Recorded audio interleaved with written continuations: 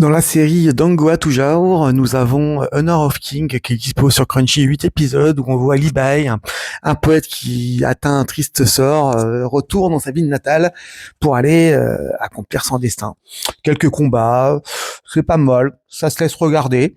Donc après, pourquoi pas, hein, à voir. Après, vous avez également Dragon Prince Yuan.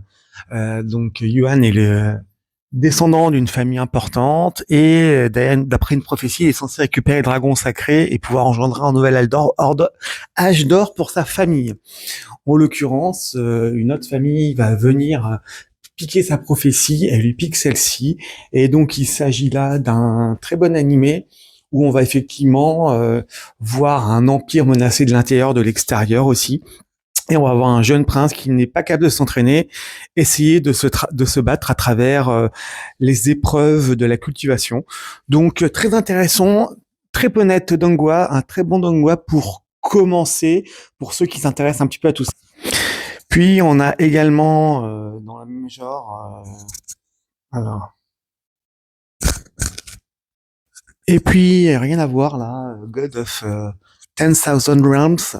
On a un héros qui se retrouve dans un monde où la magie a disparu et il meurt, il se retrouve téléporté 3300 ans avant cette époque.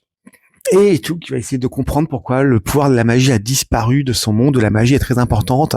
Elle en est sur autre chose, on est plutôt sur un school life, plutôt humour, pas très efficace, pas marquant en termes de combat, mais si les gens veulent aller sur le côté un petit peu humour, sympathique, allez-y. Par contre, oui, vous attendez pas à une film d'action. Il y a 54 épisodes de 6 minutes, ça ne bouge que vers les derniers épisodes.